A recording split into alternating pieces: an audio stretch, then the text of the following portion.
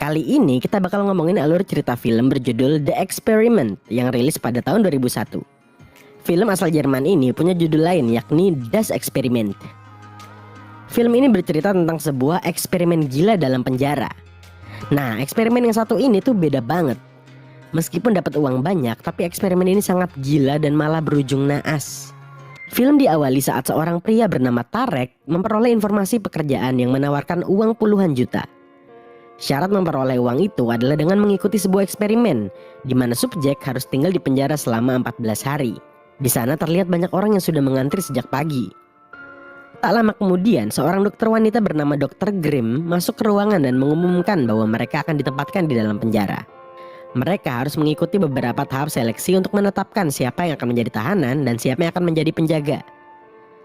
Tarek kemudian pergi menemui mantan bosnya waktu dulu ia bekerja di kantor berita.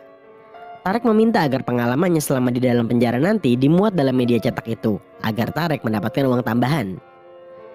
Tarek kemudian membeli sebuah kacamata yang dilengkapi kamera tersembunyi di dalamnya. Ia berniat untuk merekam pengalamannya di penjara nanti. Malamnya saat sedang berkendara, Tarek justru terlibat dalam sebuah kecelakaan. Kecelakaan itu kemudian mempertemukannya dengan seorang wanita bernama Dora. Dora adalah seorang wanita yang baru saja kehilangan ayahnya. Dora yang sedih dan labil pun kemudian memilih untuk menghabiskan malam itu di rumah Tarek. Mereka pun tidur bersama. Hingga sejak saat itu Tarek tak bisa berhenti memikirkan Dora. Keesokan harinya, kepala eksperimen tersebut yakni Dr. Thon tengah memberikan pengarahan kepada para subjek. Dalam eksperimen ini, para subjek akan kehilangan hak-hak sipil mereka. Kendati demikian, Dr. Thon berpesan agar tidak ada kekerasan di antara mereka. Mereka pun dipisah menjadi dua grup, yaitu penjaga dan tahanan. Pada hari pertama, para tahanan masih saling melucu satu sama lain. Mereka pun masih bersikap biasa saja dengan para penjaga, bahkan tidak memberi hormat. Di penjara itu terdapat sejumlah peraturan, di antaranya nama tahanan diganti dengan nomor urut. Para tahanan juga wajib selalu memanggil penjaga dengan panggilan hormat.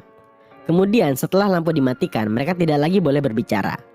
Makanan yang diberikan pun harus dihabiskan dan perintah dari penjaga penjara harus dipatuhi. Mereka pun dimasukkan ke dalam penjara yang masing-masing berisi 3 orang. Di dalam penjara itu Tarek adalah tahanan nomor 77. Selama di dalam penjara, dirinya selalu saja memikirkan kekasihnya yakni Dora. Tak dapat dipungkiri, meskipun terbilang baru berpacaran, Tarek sudah sangat mencintai Dora. Di situ, para tahanan masih kurang menghormati para penjaga.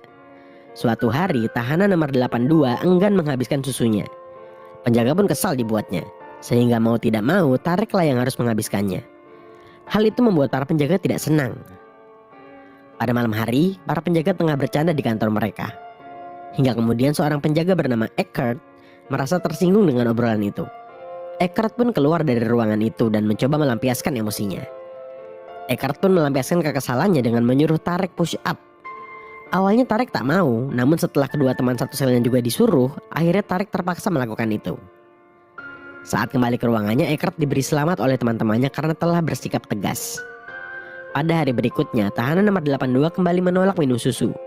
Ternyata tahanan nomor 82 adalah penderita lactose intolerance, di mana tubuhnya akan mengalami gangguan pencernaan karena tubuhnya tidak dapat mencerna laktosa. Tahanan nomor 82 pun dihukum untuk push up. Tapi Tarek malah bangkit dan mengajak tahanan lain untuk push up bersama. Hal itu membuat penjaga semakin tidak senang dengan Tarek. Tarek pun bahkan didatangi para penjaga dan akan dihukum. Tapi ternyata Tarek malah mengunci para penjaga itu di dalam selnya. Mereka semua kini pun jadi serba salah, karena kekerasan tidak boleh dilakukan. Namun para tahanan tak terkendalikan. Seorang penjaga bernama Berus kemudian berpendapat bahwa untuk mengendalikan situasi ini, maka salah satu tahanan harus dipermalukan. Karena itu saat keadaan di sel semakin ricuh, para penjaga mematikan lampu dan meminta para tahanan melepaskan bajunya. Tarek yang ada di luar sel pun dipaksa melepas baju dan diborgol agar teman-temannya dapat melihatnya. Melihat hal ini, Dr. Thon memberi ucapan selamat, karena akhirnya para penjaga ini dapat mengendalikan suasana penjara yang kacau tanpa kekerasan. Malamnya para penjaga yang dipimpin oleh Berus menculik Tarek. Tarek diculik, digunduli dan bahkan dikencingi. Melihat hal itu, salah satu penjaga bernama Bosch merasa tidak nyaman melihat perbuatan penjaga lain terhadap Tarek. Dr. Thon pun sangat marah karena kejadian Tarek diculik dan digunduli tidak terekam CCTV. Sang dokter khawatir karena jika terus begini maka kekerasan akan menjadi-jadi. Tarek masih terus bersitegang dengan Berus. Sementara itu kekerasan di penjara menjadi kian parah. Sampai-sampai ada tahanan yang minta untuk dipulangkan. Suatu ketika ada tahanan yang tiba-tiba panik dan mengamuk. Ia pun kemudian menyerang para penjaga. Berus yang mengetahui hal itu langsung memukul si tahanan hingga tahanan itu mengalami gegar otak. Dr. Thorne dan Dr. Grimm pun berdebat. Dr. Grimm bersikeras agar Berus dikeluarkan dari eksperimen ini. Namun si dokter psikopat menolaknya karena ini akan mempengaruhi hasilnya nanti. Alhasil Berus pun tidak jadi dikeluarkan, namun diberi peringatan yang serius. Ya feeling saya mulai gak enak nih. Ini kayaknya bau-baunya eksperimennya pasti gak bener ini. Kenapa sih masih dilanjut? Alah. Kini para tahanan itu telah bertekuk lutut pada para penjaga. Para penjaga lalu menunjukkan sebuah kotak hitam, di mana tahanan yang tidak menurut akan dimasukkan ke kotak itu. Lagi-lagi Dr. Grimm tidak menyetujui tentang kotak hitam ini. Ia berkata bahwa ini semua sudah kelewatan dan seharusnya eksperimen ini dihentikan saja. Tapi lagi-lagi si dokter psikopat mematahkan pendapat itu. Suatu hari Tarek diminta membersihkan toilet dengan bajunya. Ia pun harus telanjang bulat sambil membersihkan toilet itu. Sementara itu para tahanan lain diizinkan bertemu keluarganya. Namun Tarek tidak, sehingga ia pun menangis terseduh-seduh karenanya. Bosch pun iba melihat Tarek. Bosch kemudian mengeluarkan Tarek dan memberinya kesempatan untuk bertemu Dora. Tarek pun juga menitipkan sebuah surat pada Bosch untuk diberikan pada Dora. Bosch yang akan menemui Dora tiba-tiba ditahan oleh Berus. Surat itu diambil oleh Berus. Berus pun menemui Dora dan berkata bahwa semua akan baik-baik saja. Padahal sebenarnya Tarek selalu disiksa. Berus kemudian menyebarkan rumor bahwa Bosch telah berkhianat dan berada di pihak Tarek. Hal itu membuat Bosch kemudian dijadikan tahanan dan dipukuli oleh para penjaga. Seorang dokter muda yang sedang mengawasi CCTV pun menghubungi Dr. Thorne dan Dr. Grimm. Si dokter muda sangat kebingungan melihat keributan di tahanan itu. Sementara baik Dr. Thorne maupun Dr. Grimm tidak ada yang menjawab teleponnya. Berus kemudian memancing Tarek dengan berkata bahwa dirinya sudah berkencan dengan Dora. Tarek pun marah hingga hampir memukuli Berus. Sialnya Tarek malah dipukul balik oleh mereka dan dimasukkan ke dalam kotak hitam. Tahanan nomor 82 yang melihat kejadian itu pun lantas ditutup mulutnya. Dr. Grimm yang baru datang sontak kaget dengan apa yang terjadi di penjara itu. Eckhart pun langsung memerintahkan sang dokter untuk berganti pakaian dan langsung dimasukkan ke dalam penjara. Dr. Thorne yang menerima pesan tentang keadaan penjara saat ini pun langsung bergegas kembali ke penjara. Sementara itu Tarek masih berusaha untuk kabur dari kotak hitam. Tanpa diduga Dora justru kembali ke tempat itu karena khawatir. Berus pun menguncinya di dalam sebuah ruangan. Eckhart kembali berulah dengan mencoba memperkosa Dr. Grimm. Namun tiba-tiba terdengar suara seperti ledakan yang bersumber dari kotak hitam. Yang berarti Tarek telah berhasil lolos. Tarek yang baru keluar langsung baku hantam dengan Eckhart. Tahanan lain pun mencoba membantu Tarek dengan mencekik Eckhart. Setelah itu Tarek mengeluarkan semua tahanan. Ternyata tahanan nomor 82 sudah dalam keadaan kehilangan banyak darah dan meninggal. Berus kemudian menyadari bahwa para tahanan kabur dari penjara. Berus langsung memanggil semua temannya untuk mencegah para tahanan kabur. Lewat salah satu dinding sel, mereka pun satu persatu keluar lewat pintu belakang. Kejar-kejaran antara tahanan dan penjaga pun terjadi dengan seru.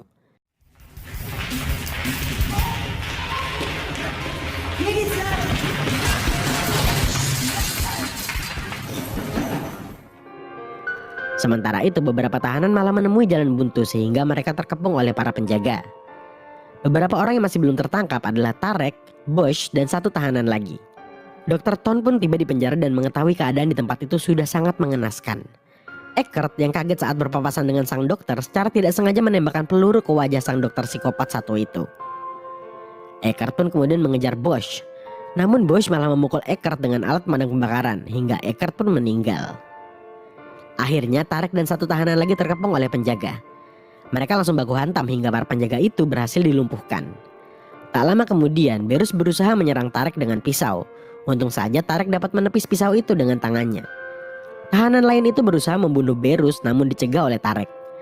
Akhirnya mereka semua berdiri di basement sambil melihat jenazah Eckhart dan tahanan nomor 82 dibawa keluar. Dalam eksperimen ini terdapat 2 orang meninggal dan 3 orang luka-luka. Eksperimen yang seharusnya 14 hari ini dibubarkan dalam hari ke-6. Berus kemudian ditangkap karena pembunuhan. Dr. Thorne juga ditangkap karena melakukan eksperimen ilegal yang berbahaya. Sementara Tarek dan Dora akhirnya dapat melanjutkan hubungan mereka dan hidup bersama dengan bahagia. Lalu film pun tamat. Oke, ini eksperimen yang ngeri banget sih. Gak nyangka tuh ikut eksperimen cuma buat sejumlah uang tuh malah berujung maut kayak gini. Awalnya sih cuma roleplay doang, tapi siapa sangka kalau roleplay gini malah bisa membangkitkan jiwa-jiwa psikopat dalam bawah sadar. Katanya sih semua orang tuh sejatinya punya jiwa-jiwa psikopat. Cuma tinggal masalah ditunjukkan atau enggak. Dan Nana Fendes pun pamit undur diri ya. Jangan lupa di like and subscribe lor. See you.